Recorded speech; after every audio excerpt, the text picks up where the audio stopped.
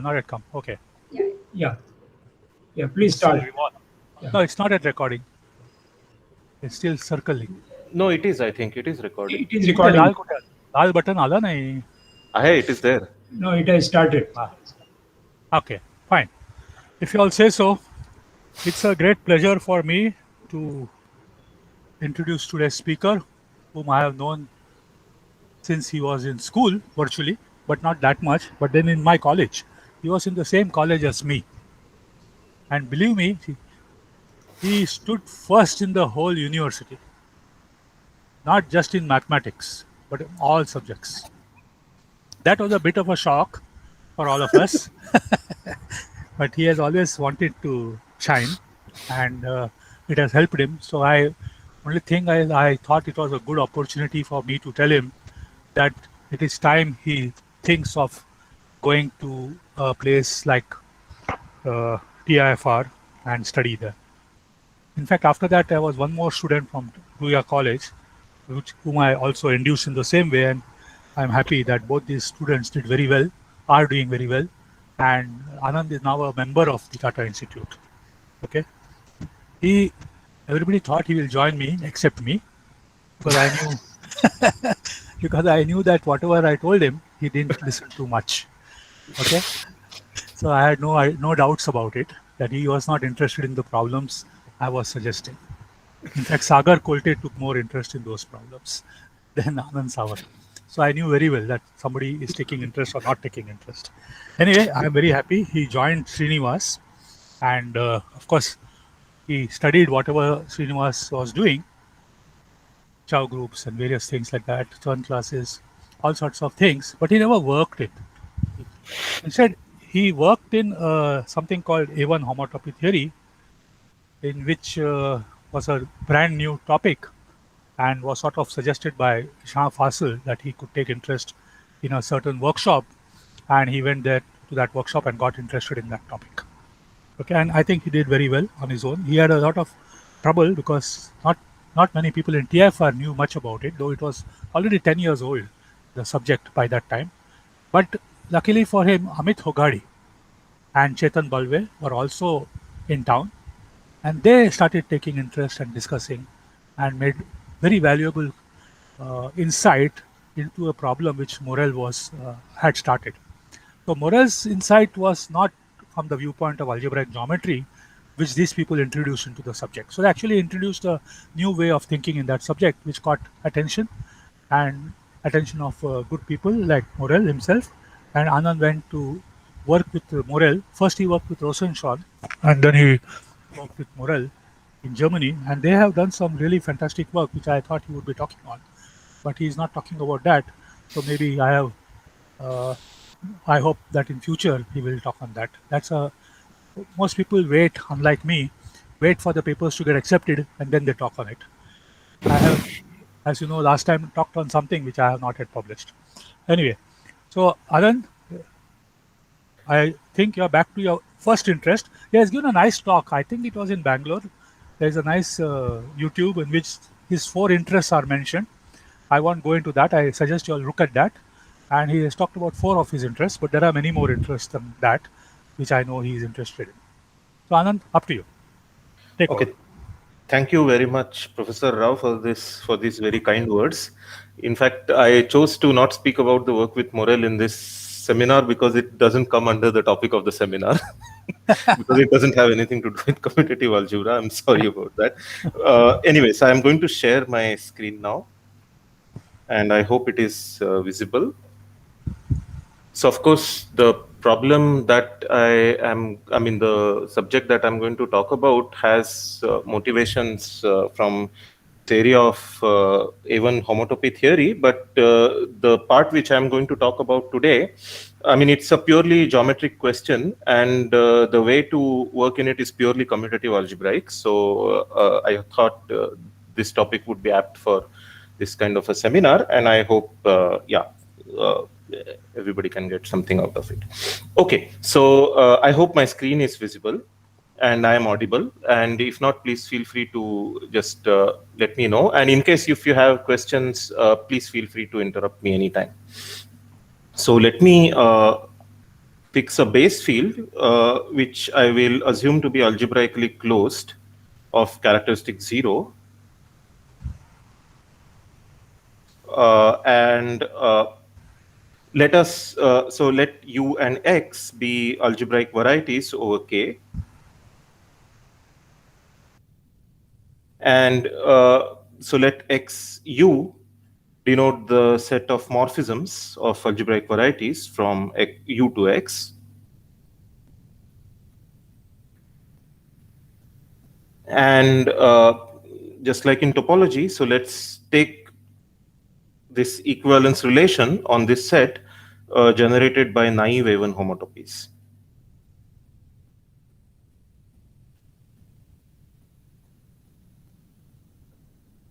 And let me explain what I mean.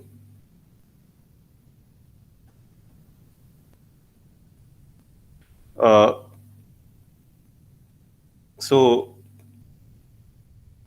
in the notion of homotopy in topology, you just replace the interval by the affine line. So if G two morphisms are naively even homotopic,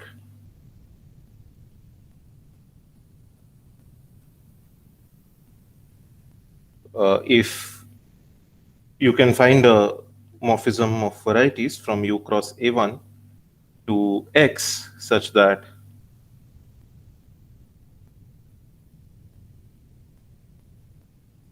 the restriction to the 0 slice is just F, and the restriction to the 1 slice is G. So by the way, just I mean, I thanked the host, Professor Rao, for the nice introduction, but I forgot to thank the organizer, Professor Verma, for the invitation to speak in this seminar. I'm sorry, I just remembered.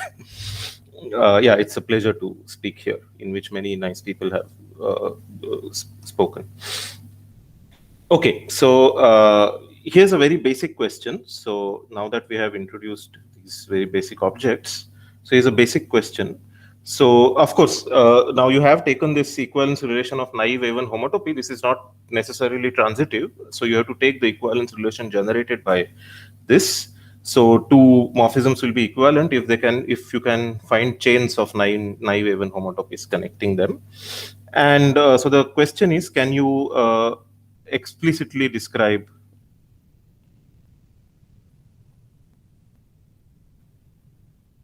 this set of equivalence classes? Okay, and so now, of course, if you allow arbitrary varieties U and X, this becomes a difficult question. So one should one should restrict slightly so that we can get reasonable answers.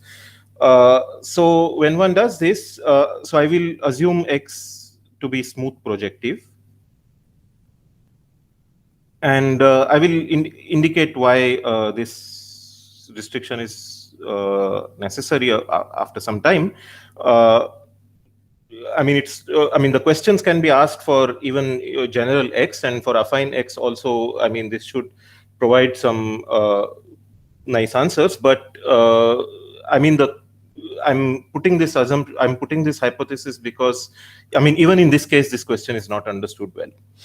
Okay, so when you take, so yes, somebody was saying something. Okay, so when one talks about this kind of a question, you want U to be something small, and so something like the spectrum of a local ring.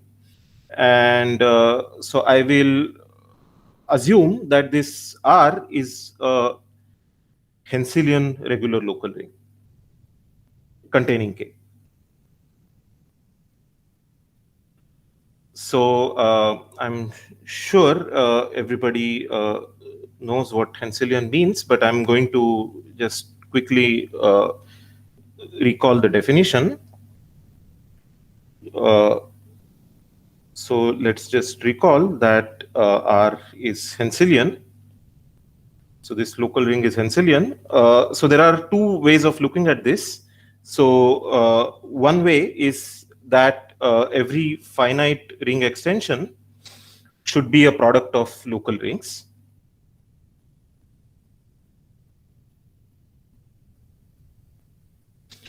And the other equivalent way of looking at this is that Hensel's lemma holds, which is a more natural way to look at this in some sense. And this holds if and only if the Hensel's lemma holds. So which means for any polynomial with coefficients in R, monic, so any factorization, and by factorization I mean factorization into monic irreducibles of its image in the polynomial ring over the residue field, can be lifted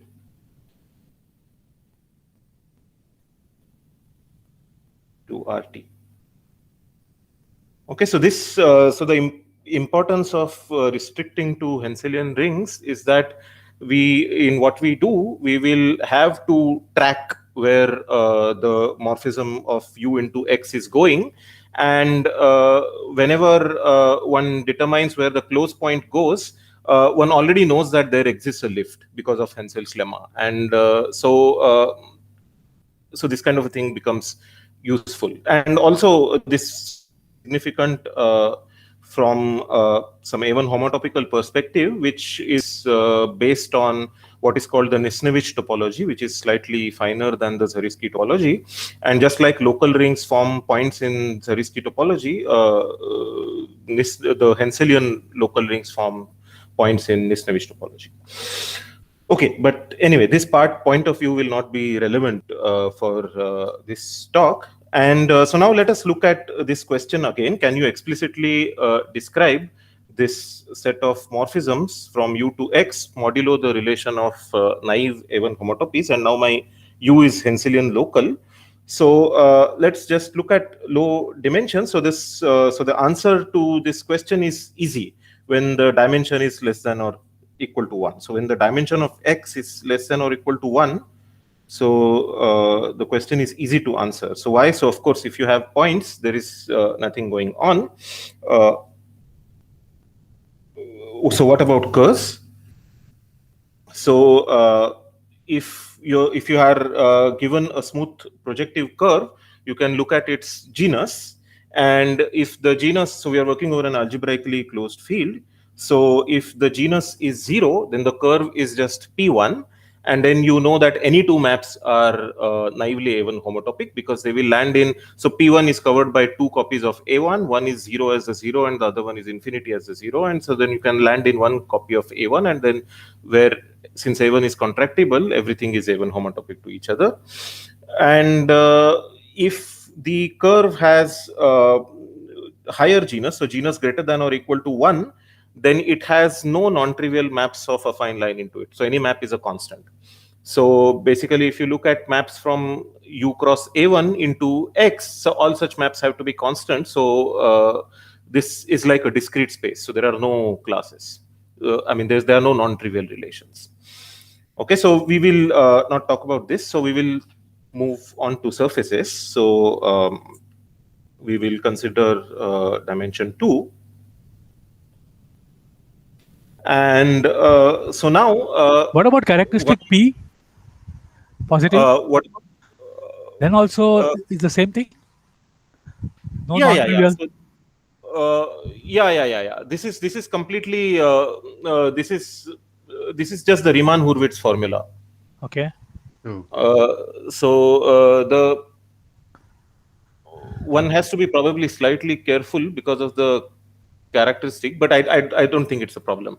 Okay. Yeah. So this is you cannot have map. Huh? Sorry. Are you asking what is the assumption on X? Is it projective or affine? Yeah, smooth projective. Smooth projective. Smooth Oh. projective. So the point is that when you have a map from A1 into this X, because X is projective, it will extend to a map from P1. Mm-hmm. And if so you cannot have maps from non-trivial maps from lower genus to higher genus. P1 is genus 0. And in affine case, does it make any difference? So in the affine case, the question becomes much harder. So Harder, yeah, of course. So in affine case, the question becomes much harder. In projectivization, you have in compactifications you have some room to move. So so I'm putting this because I'm putting smooth projective hypothesis because even in this case it's difficult to answer. So I'll first answer this and then Okay, thank you. Yeah. So now, another reason why I put smooth projective hypothesis is that you can use the classification of surfaces in terms of blowups, the birational classification. So there are two cases. So that the surface is either ruled or not ruled. So let us handle the easy case first. So suppose that X is not ruled. So this means that whenever you have a map from a scheme of the form or variety of the form U cross A1 into X, this kind of a map cannot be dense. Okay, so then a map of this form cannot have dense image by definition. So it lands into a lower dimensional subvariety, so which has to be a curve. Okay, so but this curve can be singular. Okay, so this has to, let's say, land into some C, which may be singular. But then note that my hypothesis was that U was a regular Henselian local scheme. So this guy is smooth. So basically, this is going to lift to the normalization. Okay, so this is going to lift to the normalization and which is smooth. And now you know that there it is classified by the genus. And exactly the genus of the curve exactly tells you how they're going to behave. And so you know the answer in this case as well. Okay, so then this, so this is characterized by the genus. Okay, or I should say determined by the genus. I'll not write it. So what I'll go ahead and so then the question is, what about ruled surfaces? This case becomes quite technical and interesting. So of course, the case of rational surfaces is quite easy. The reason being that they are always covered by affine planes. Affine planes. Yeah. So these are covered by affine planes, and then so you know that any two classes are going to be A1 homotopic. So the reason why they're so just think about P2 and just think about blow up of one point. So if the coordinates at that point are say x, y, then the new the projective the blow up can be covered by two copies of the plane where the coordinates are x and x by y, and then y by x by and y, this kind of a thing. So basically both these are affine patches which cover the blow up, and this kind of a, the same thing will work in general. And so this case is also completely understood. So the interesting case is non-rational ruled surfaces.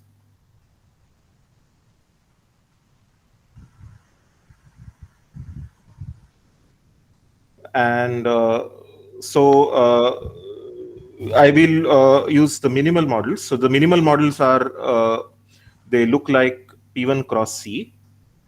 This is old due to Zariski. So where C is a smooth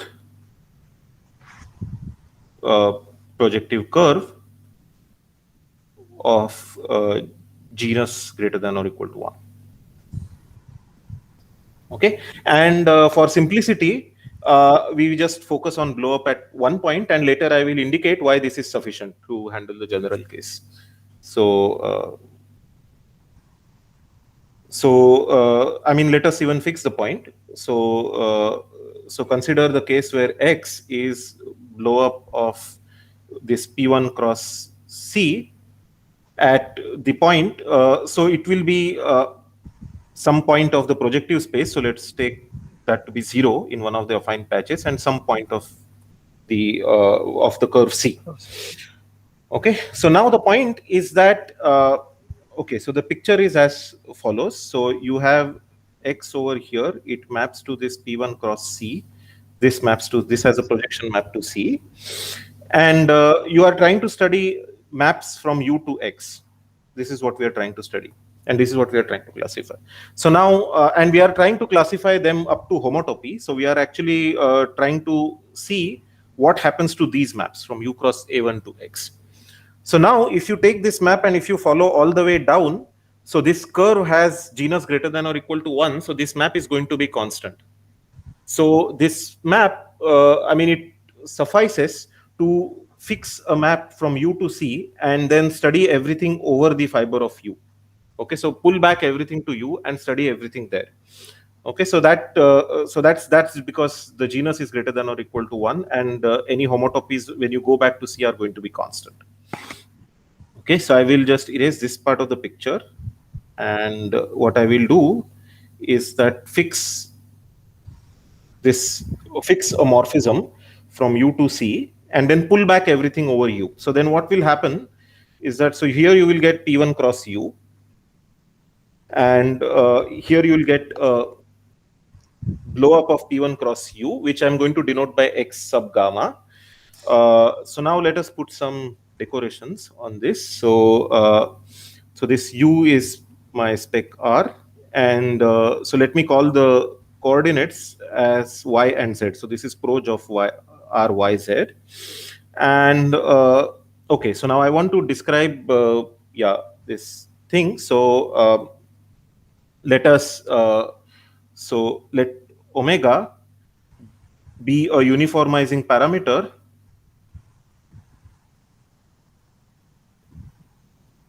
for the local ring of C at C naught. And so if this is the case, then how can you define X gamma? So this is going to be the blow up of P1 cross U at an ideal sheaf. So what should it correspond to? So at the ideal sheaf correspond to the pullback of the ideal describing this point.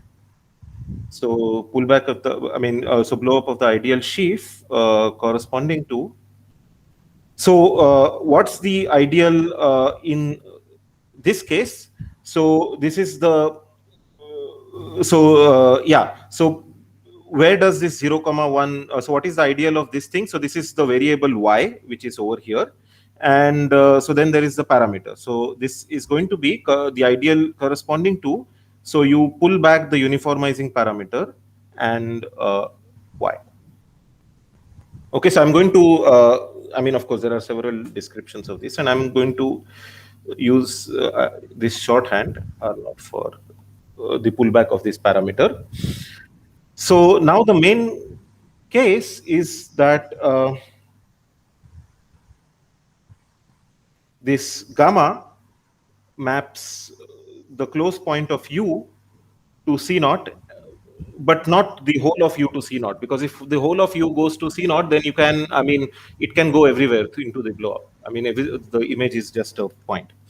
So, there will be lots of degenerate cases like this, and all of them, the degenerate cases are very easy to handle. So I will not focus on them. I'll just focus on the critical part. So close point of U to C naught, but the image of gamma is not singleton C naught. Okay, so this is the case. And now as we are seeing this, so the slogan is going to be that, so of course, if you try to write down sections of, so we have to study sections from U to X gamma. This is what we have to see, and given two sections, we have to determine a condition when they are even homotopic. And this is going to be an algebraic condition. But to handle blowups, now I'm taking the blow up at just one point, and still the computations are going to be quite tedious. So it's not, it's easier to look at sections that go over here and study when they lift over here. Okay, because the conditions for lifting are very easy to write by the universal property of the blow up. So the universal property of the blow up actually just says that, for the map to lift to the blow up, the pullback of the ideal of the blow up has to be principal, and under the map that you are considering. And using this, you can write down lots of explicit generators of ideals and determine when things lift. Okay, so the slogan is to study liftable sections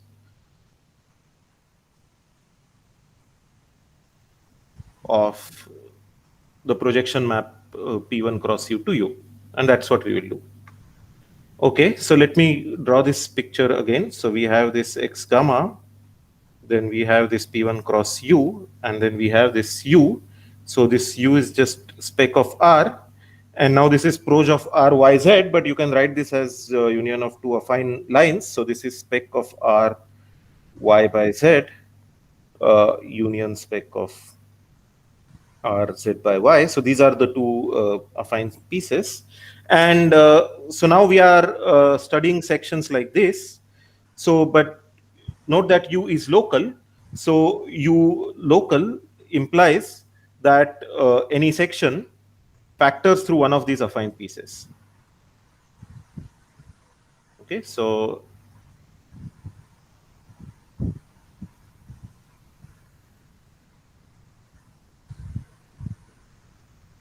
okay, so one of these A1 over R's. So, and now once you know that they factor, so there are two ways of writing sections. So either there will be two types of sections. So one section, so I will, okay, I'll give the name, I'll explain where the name comes from. So one type of sections are factoring through this one copy of A1, which is spec R, okay, Z by Y, I'll take this one first, to this P1 cross U. And now this map is defined by where this Z by Y goes. So suppose that this goes to R. So they are determined by this parameter R. So let me call them alpha R. And similarly, through the other copy of A1, I'll call those sections as beta R.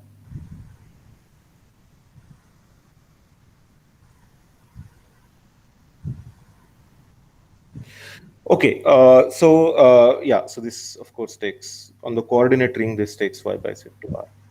Okay, so now for any section, so for any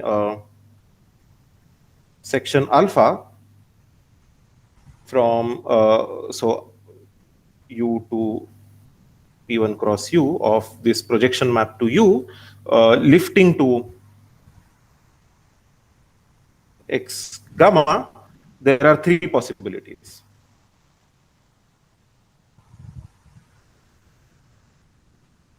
So what are they? So they are going to depend upon the following things. So you take the ideal of the blow up, which is R0 comma Y, and then you are just asking the condition. So so these are going to correspond to when is the pullback. So I should write the ideal sheaf, but I'm going to write the ideal as in commutative algebra. So when this is principal, locally principal, that's you want, but this is the condition that you want.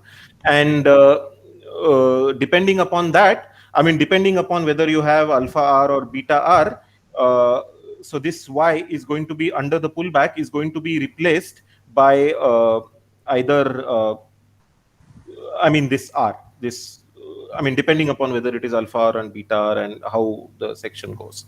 So I'm not going to write this out in detail, but I will just write down the three possibilities which come after a very simple analysis. So basically, the only thing that you have to use is in an integral domain, when is an ideal generated by two elements is principal. So this can happen only if one divides the other, one element divides the other, and then you, depending upon that, you can write down possibilities. So there are three possibilities. So one is that, so I'll just write that.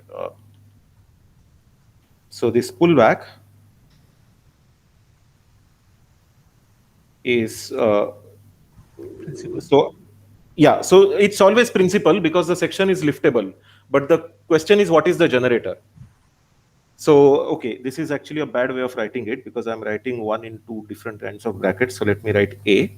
So this is so it can either be 1, or it can be generated by R0, or it can, so in this case, this R0 will divide the parameter R, which you are going to substitute in place of Y. In this case, so actually the first case A, where the pullback is the unit ideal, happens when alpha is of the form alpha R. this second case where the pullback is ideal generated by R naught with R naught dividing R happens when alpha is beta R, and otherwise it can be generated by R with R dividing R naught, but R naught not dividing R. So in both these cases, so actually, I mean, it's, well, okay, in both these cases, alpha is always of the form beta R. So in the upper case, the pullback is the unit ideal if alpha is of the form alpha R. So basically, it is just saying that that point is avoided. Nothing is being hit at that point. So it's the other copy of the A1 in which the section lies. So anyway, so that's the idea. So that's how this thing are given. So the ideal is always going to be principal. Now, as I said before, so any two sections of this projection map are always naively A1 homotopic, right? So are naively A1 homotopic by a linear homotopy. So you can even write down the homotopy. So because they land in some A1, so by a linear homotopy, so by which I mean that if the two parameters are R and R prime, the linear homotopy is given by RT plus 1 minus T times R prime. R times T plus 1 minus R prime times 1 minus T. So this gives a homotopy, and they are always homotopic, like this. Now the question is, when does it lift to the blob? Okay, so does this homotopy lift to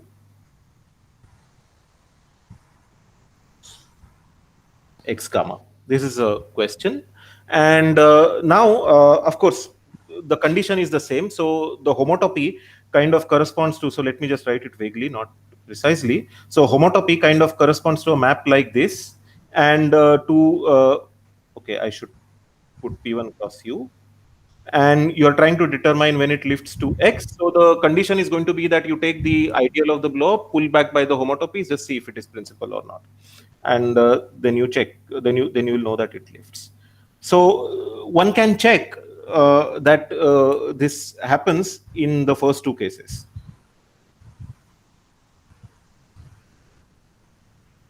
And so the critical case is C. So, okay, I'm not giving details here for the reasons of time, but yeah, this can be fairly easily checked. You can take a look at our paper on arXiv if you're interested. So the really key proposition, and it's actually it's almost equivalent to the final theorem, is the following.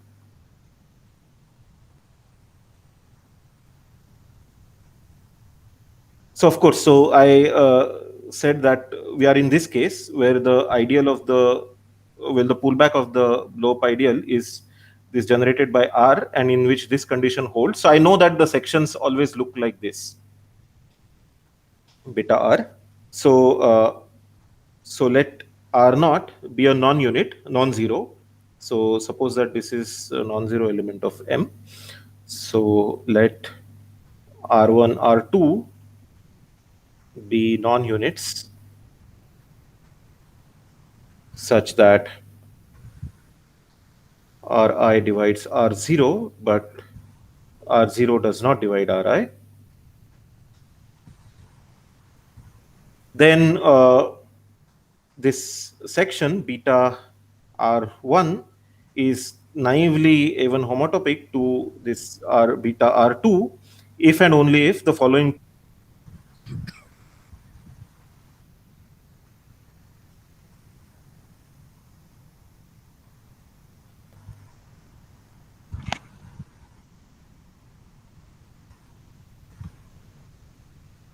Okay, so the first one is that this R1 and R2 should just differ by a unit.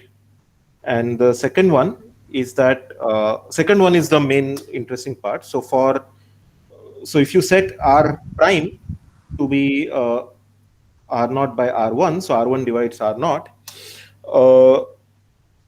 if you take this quantity R1 by R2 minus 1, so this lands inside the radical of the principal ideal generated by R1 plus the radical of the principal ideal generated by R prime. So that's the condition. So this is all happening inside the radical of R1 comma R prime. So let me try to say something about where does this condition come from. I will not be able to give a lot of details because the computations are a bit tedious. Okay, so if you try to write down the linear homotopy of this form, R1t plus R2 1 minus t, then this quantity actually appears here. So R1 and R2 just differ by a unit. So if you basically take, so if you rewrite this as R2 plus, R1 minus R2 t, and if you take R2 out, so then you would get just 1 plus this divided by R2. And so that's where this quantity comes into picture, which is precisely this one. And what this signifies is that, so this gives you the order of contact of the two sections. So if you're looking at blow up of 1 point, so your variety is something like this. So they are all fibers like this. So this is P1 over U, and one of them is like this. And you are looking at sections which map the close point to this point, and then they don't map completely inside at that point. So then any two maps from U to this are going to look something like this. Okay, so germs meeting at that point. And what this quantity tells you is about the order of contact of these germs to the first order. Okay, so that's the kind of vague explanation for it. So okay, I'll leave it for here. So before I say something about the proof of this thing, I'll give some sort of steps in the proof. Before I move ahead, I want to talk about its significance. So change color. So the significance for this actually comes from A1 homotopy theory, and which I'm not going to talk too much about. So there is a notion of genuine A1 homotopy. So if coming from the work of Morel-Voevodsky, so this is an abstract concept. Defined using model categories and stable localizations and so on. It has nothing to do with explicit. A priori nothing to do with explicit geometry. So there exists a notion of genuine A1 homotopy, and it has been a question whether this genuine homotopy has anything to do with the naive one. So I'm not going to talk about this result here, but there is another result that we proved in an earlier paper, which actually says that beta R1 is genuinely A1 homotopic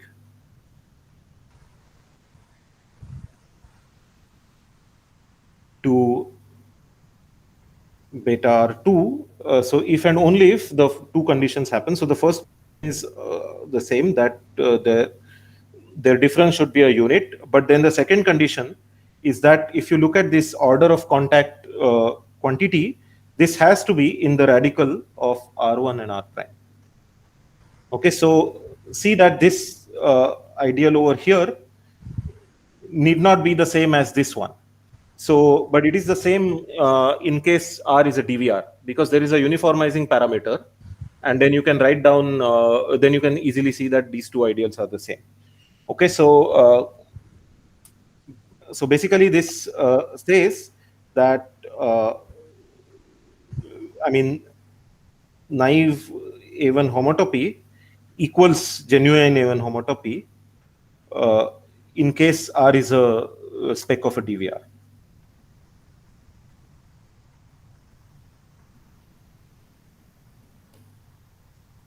When U is spec of a DVR, so when R is a DVR.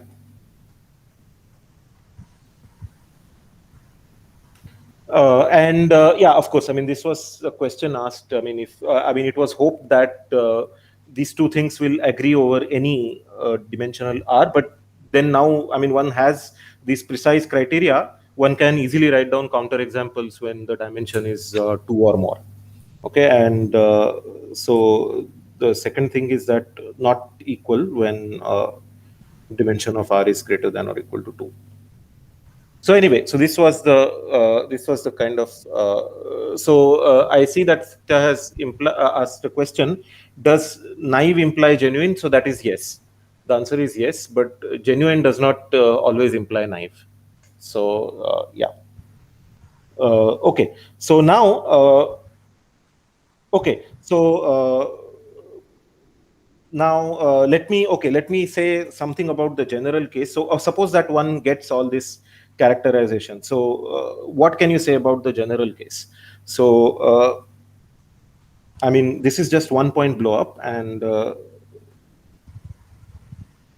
so of course the point is that this is a local question. So now you are looking at P1 cross U and you are doing blow ups over there. It only matters. I mean, you are concentrating on one fiber, so it only matters if you keep on blowing up points which are infinitely near to the point that you start with. That means when you blow up that point, you create an exceptional divisor. The next blow up is actually blowing up a node on that exceptional divisor. So what I mean is that, so first the picture was something like this. Okay, let me draw it over here. So suppose you started with a picture like this, then after one blow up, one of these lines became like this. Then after one more blow up, so the next blow up should only involve blowing up the node of this.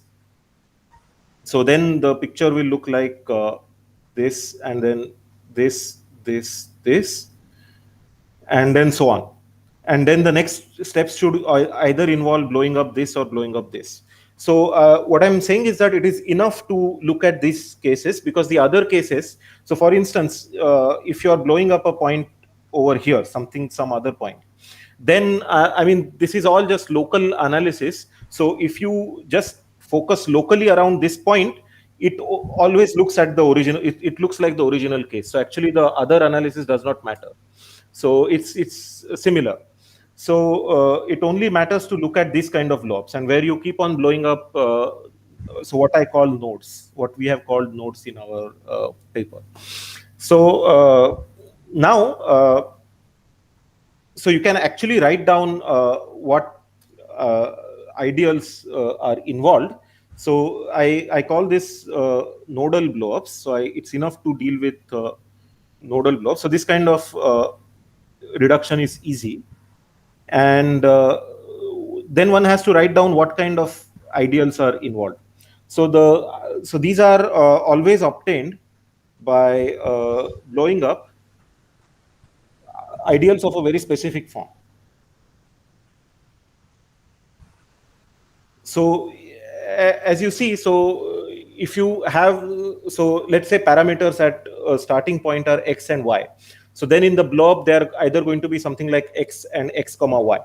Now, when you blow up further, the 2 points are going to have something like x by y square. So what you're going to do is you're going to keep one parameter the same, and you are going to divide the other parameter by the first parameter.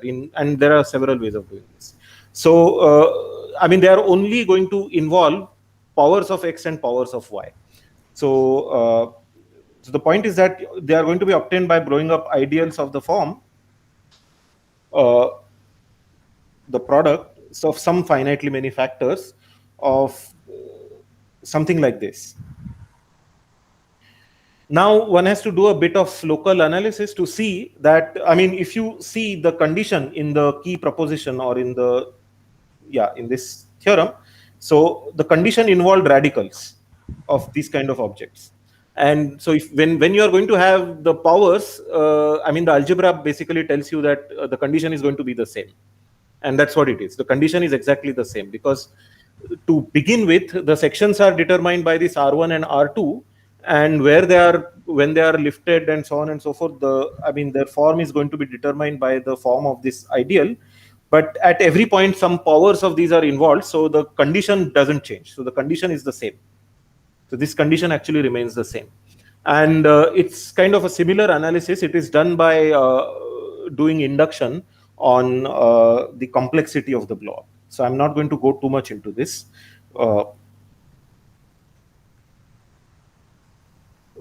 So just very vaguely, what I mean is that if you if you want to understand a general situation, you go, you look at it very locally, and then you kind of make, so if you look at the coordinate of x that is there, and if it is of the form, say, x to the power ai or r0 to the power ai, you can make an Étale transformation, which corresponds to r0 going to r0 to the power ai or something like that.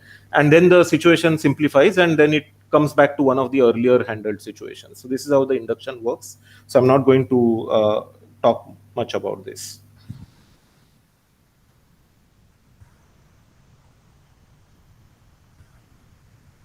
Okay, so this is how the general case is handled. So what I mean to say is that once you do the algebra to get this criterion, the rest is basically standard bootstrapping and just keeping track of things.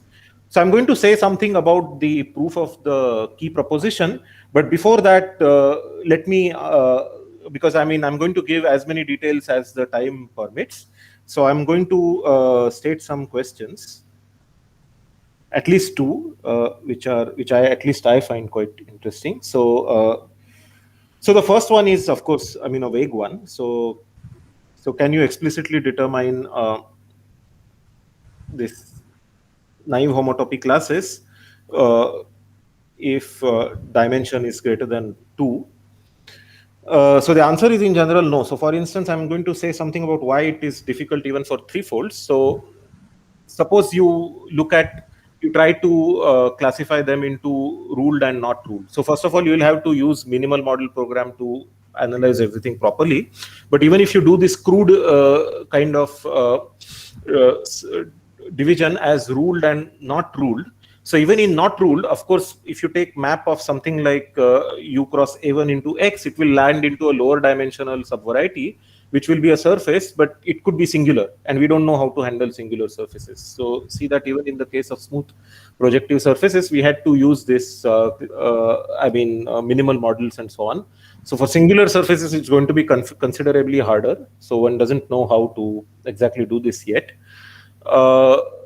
Secondly, if you even look at, let's say, ruled threefolds, and so yeah, so Satya has asked this about genuine. So yeah, so genuine also you can ask, and that question is harder because that is completely non-explicit. So what we are doing is that we are trying to answer this simple question and then try to iterate the simple construction on this again and again and try to answer it later.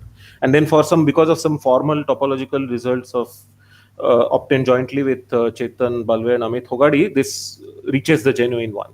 But anyway, so that I will not include here. Anyway, so what the geometric point that I wanted to make about threefolds, ruled threefolds, is that so for surfaces only blowups of points are involved. For threefolds, you can handle blowups of points by essentially the similar things that we have done, but handling blowups of curves becomes a difficulty. So in some very, very specific cases, Rakesh Pawar, who was a student of Srinivas and who was a postdoc with Chetan Balve, he has done some things. He has put up, he has checked these things explicitly for some specific kinds of ruled threefolds. And so his short note is on arXiv. Okay, so second question is actually a bit more interesting, and I think a bit more tractable. So suppose that X is a smooth projective variety which is rational. So that means birational to projective space. Then can you say that the naive homotopy classes are singleton? Okay, so and here U is Henselian regular local ring. So note that for surfaces, there was an easy argument available that since only blowups of points were involved, everything was covered by planes. And those are easy to handle. So even for rational threefolds, this is actually not easy because there's no such nice result as whether rational threefolds can be covered. Well, actually, even here, instead of smooth projective, you can assume affine, and in which case this actually transforms into a pure commutative algebra question. We don't know the answer. So, and actually this would be very nice to know. In fact, if this is true, it would be very, very good to know. And So what is the well, question?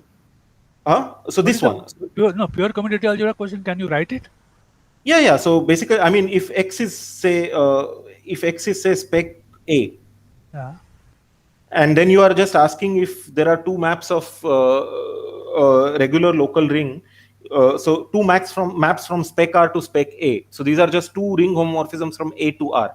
Yeah. Two K algebra homomorphisms from A to R. When are they A1 homotopic? So can you find a polynomial such that when you put 0 you get one map, and when you put 1 you get the other map? Okay, so that is the question. So so this is open. Secondly, if you are interested, actually there are lots of other rationality properties such as unirationality and so on and so forth. So here's also a very interesting question, which actually is, I mean, if this is true, this would actually have non-trivial consequences in geometry.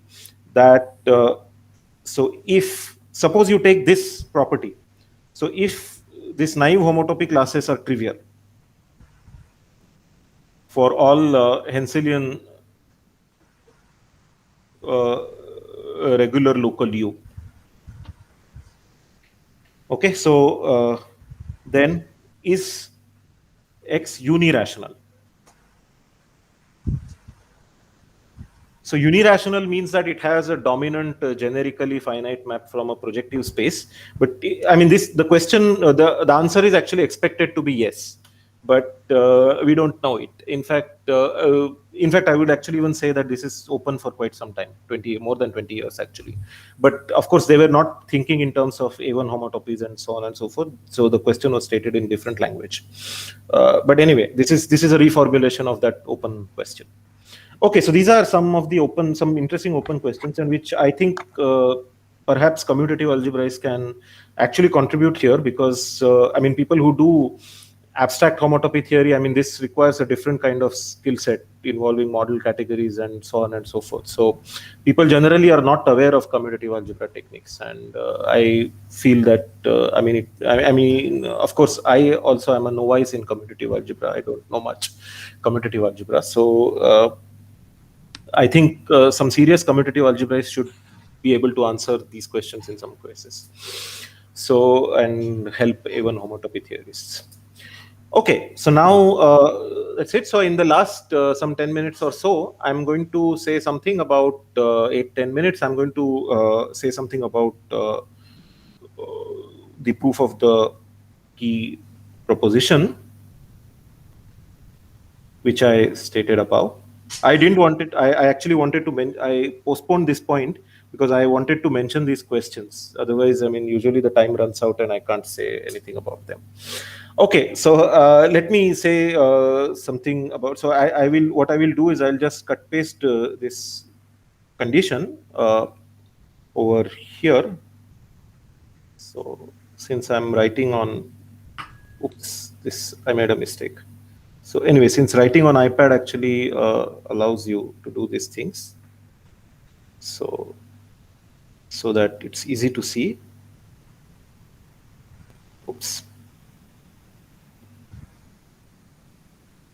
Okay, so this is the condition that we are after, and what we are trying to look at is that so we are considering liftable homotopies, because we know that, so I'm going to indicate the proof of the fact that suppose that these are A1 homotopic, then this condition holds, and so then this condition holds, and I'm going to focus on this one because this is somewhat mysterious, and I want to indicate where it comes from. The other direction is kind of, you have to cleverly, explicitly cook up homotopies, and I mean, I will not write down those complicated formulas over here. So, so consider a liftable homotopy.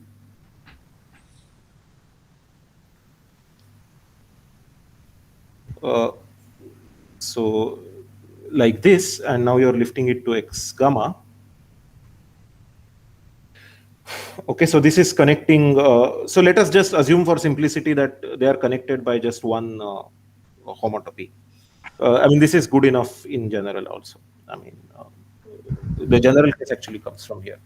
So of course, now I will use some geometric language, but all this is actually trivial thing. So whenever you are looking at maps into a projective space, they are usually given by a line bundle and generating sections and a family of generating sections. So this is just maps into P1. So they are so the maps into P1 are given by a line bundle on A1 cross U and 2 generating sections. But this line bundle is trivial, right? Because U is local. So basically every projective module on U is free. And you can also check that the same is true for A1 cross U.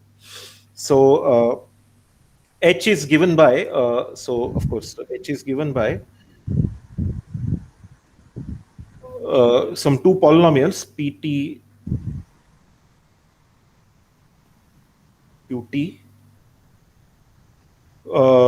which are generating. So that means the ideal generated by PT and QT is the unit ideal.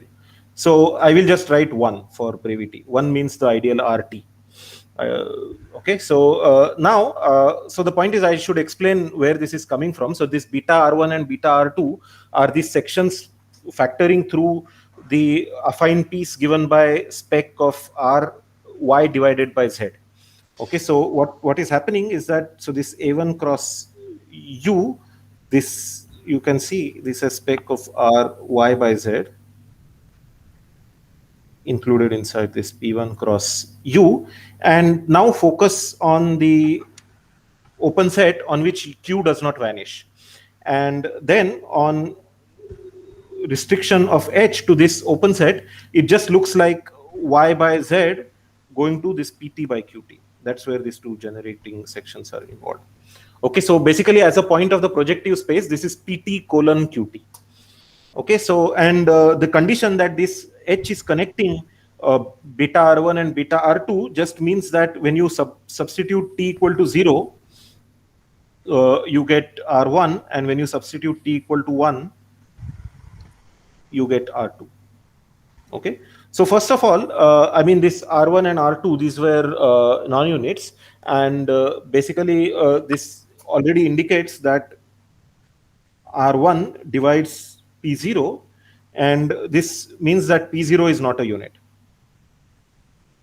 right? But note that, so this PT and QT, they were generating the unit ideal in RT. Okay, so this was in RT. So P0 and Q0 also generate the unit ideal in R.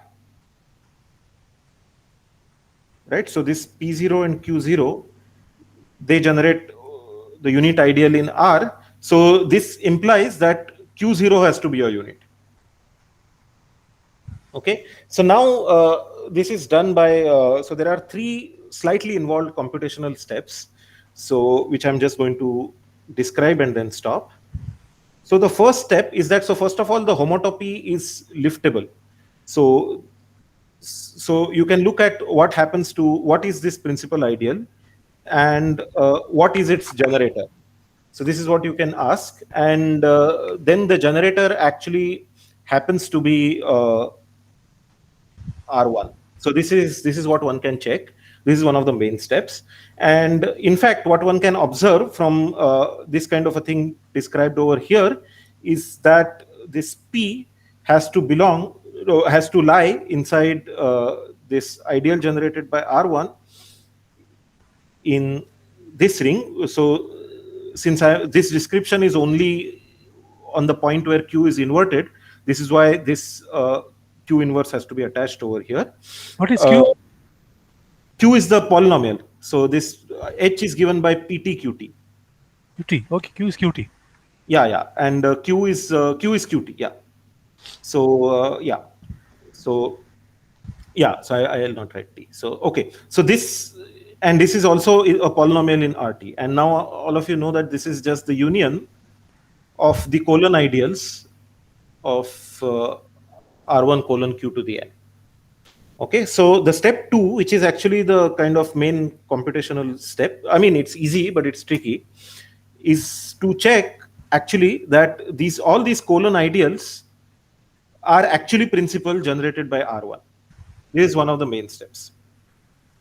Okay, so I mean, once you assume step 1, it's not hard to get step 2, but it's a small computation, which I will not.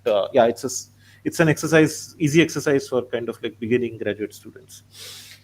So the main step is to use this kind of observation to, so we know that this, I mean, R1 is dividing P. I mean, because P, okay. So this step 1 and 2 tell you that, so this P lands inside this ideal, but this step 2 tells you that this ideal is actually generated by R1. Okay, so you know that P is actually, I mean, R1 divides P. So this is what you know, and actually you knew something weaker before proving this step. So you only knew that R1 divides the constant term of P. But I mean, these steps actually tell you that R1 divides the whole of P. So if P can be written as, okay, so let me just, for clarity, I'll write PP. If this can be written as R1 times P prime of T, then, so, okay, so if you write this P prime T as something of this type, P naught prime plus P1 prime T plus P2 prime T square plus, say, Pm prime T to the M, we have, so first of all, we have P naught prime is a unit, and Pi prime is nilpotent modulo R prime. So this is where this R prime, which is R naught by R1, comes into picture, because you are dividing by R1, and then this is what you have to do. So this is for all I greater than or equal to 1. And a similar description is there for Q. So for Qt, if Qt is written as Q naught plus Q1t plus dot dot dot, say, Qm prime T to the M prime, so then we have Q naught is a unit, and Qi nilpotent mod R1. So for all I greater than or equal to 1. And now if you do a slightly kind of manipulation to try to find out what happens to this R1 by R2 minus 1, you can easily see using the above observations that this lands inside this radical of R1 plus radical of R prime. So this was just to indicate where the condition comes from. So anyway, so I'm not going to do the checkings in details, but the computations can be seen in the paper. And so, okay, so once, so this tells you that if two sections are homotopic, then this condition has to hold. Now, if the condition has to hold, you have to cook up a homotopy. This involves a little bit of clever manipulation. But yeah, this is done in the paper. But anyway, so I just wanted to give you some flavor of how this thing comes. So sorry for going over time. I'll stop here and take questions. Thank you for your attention. So thank you, Anand. Yeah. It's a strange thing. We can clap, but we cannot hear. So any questions? I cannot see the chat. Satya? Actually, Yeah. Satya had asked some question. Yeah, thing is that, you know, I mean, yeah, one question I often have in this context is that whether these are when these are equivalence relation. I mean, this usual, you know, in topology, usual homotopy is an equivalence relation. Are there? I mean, just like that, or without any. I mean, without having to take the equivalence relation generated by them. No, yeah, no, I am asking whether it is actually. So this happens. So for this, you need the target to be an algebraic group. So if the target is a group, then this happens. So for instance, this is often used by even homotopy people when the target, I mean, when GLN, SLN, SO, these kind of things. So this actually comes from relation with R equivalence. Okay. But this fact is actually highly non-trivial, though, that it is an equivalence relation.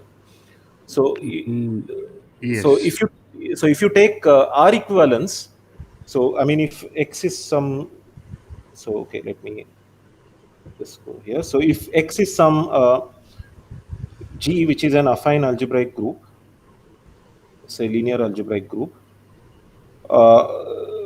then there is a notion of R equivalence. So these are relations given by GKT.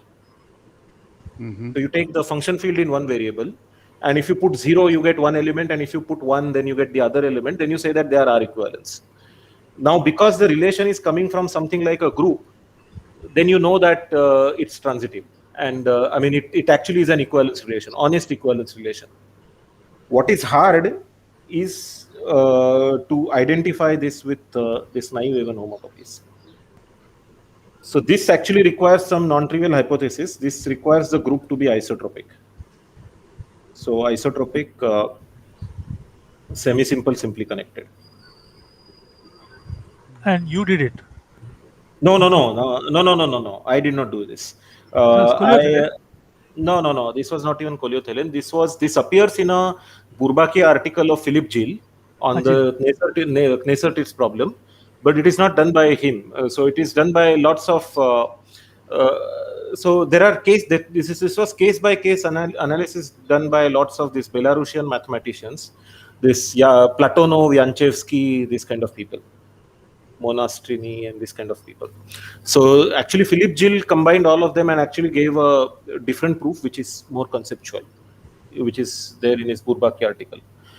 I was involved in proving that if you change naive to genuine, then this is an equality for anisotropic group. So this was done by Chetan and me. Okay. Yeah. And how far is naive from genuine? No, quite far. So naive is not equal to genuine in general. That is now established. So for isotropic groups, it is true. So for isotropic groups and questions, so points over fields. So in this case, this is equal to GK modulo genuine A1.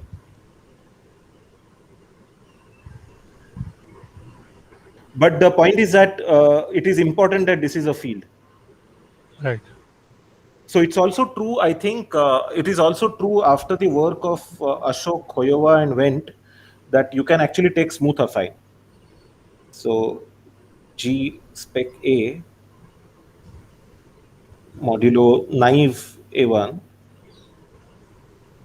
is equal to G spec A modulo genuine A1. Yeah. So for A smooth affine. Yes. Okay. So this, and under this hypothesis, so this is Ashok, Khoyova and Wendt. Okay. Good.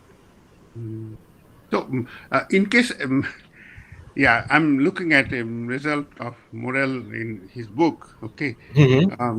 For X affine, and second coordinate is the sphere AR minus 0. Okay. This was same. Okay. So of course this kind of results I'm more interested in those. Okay. So sphere, by the sphere you mean the algebraic sphere algebraic sphere. AR minus 0. AR minus 0. Yeah. So this is actually, these are very special kinds of varieties. So actually there is so the technical condition is that, so since you mentioned Morel's book, so the technical condition is that this Singh X is A1 local. Yeah. So if this condition holds, so then this implies this. So for G replaced by X. Good. Thank you. That's all my questions. But this is actually known to be not true in many cases, and unfortunately, I am partly responsible for all of them. So what you are doing is, of course, I'm vaguely familiar, not very, good at it. Okay, so what you are doing is you are now looking at surfaces. Okay, but some of the results, the one that I stated, they are not about surfaces. I mean, they are general, no restriction on dimension. Okay, so the thing is that, so the one thing that is important in the kind of examples that you're interested in is that they are all homogeneous spaces of algebraic groups. Uh-huh. Uh-huh. And they are all homogeneous spaces of algebraic groups having this property. Mm-hmm. That's why it works. That is Yeah. actually the result of Ashok, Hoyova, and Wendt. And actually, you can consider homogeneous spaces of anisotropic groups, and that's where all hell breaks loose. So nobody knows what happens. Okay. Yeah. Thank you. So, for instance, if you replaced sphere with a quadric, anisotropic quadric, there will be problems, and people are actually, Trying. work on things like this. Yeah. Mm-hmm. Very interesting. Yeah. So don't think Swan is going to come easily. He's working on I Swan. have a very naive question. Yes, please. Yeah. On naive So, motor. so in the setup, U is spec of a Henselian regular local ring. Mm-hmm. Suppose you replace it by pros of polynomial ring over a field, and think of graded category. Do So, these questions still make sense? yes, of course they will make sense. So, for instance, you want to replace, okay, let me go back here. So, you want to replace this one over here. Yeah. Still by pros of a polynomial ring in the graded category. Oh, I see. Proj of the polynomial ring in the... Yeah, of course it makes sense. But the thing is that I actually... so these are very big. The point is that these are very, very big schemes. So you can't expect... so local rings are small. And Henselian basically helps that if you have a map of the close point, then you have a map of the whole ring. Mm-hmm, mm-hmm, mm-hmm. So basically, there are lots of maps available. Yeah. So using Proj will be very difficult. If there are answers, it will be interesting, of course. But Because many problems in local algebra, they get resolved very soon in the graded category. It becomes easier. But I think here, Yeah, here, scheme theoretically, the conjecture was solved in graded category very fast. But the general conjecture is still open in the local case. Yeah. Yeah. So let us thank the speaker again. Okay, thank you, Anand. Nice Thank talk. you very much for attention. Nice talk. You made it sure that it is proper for this forum also. Yes, Well, very much. as I said, okay, maybe can we stop the recording? Huh? Preeti? Yeah.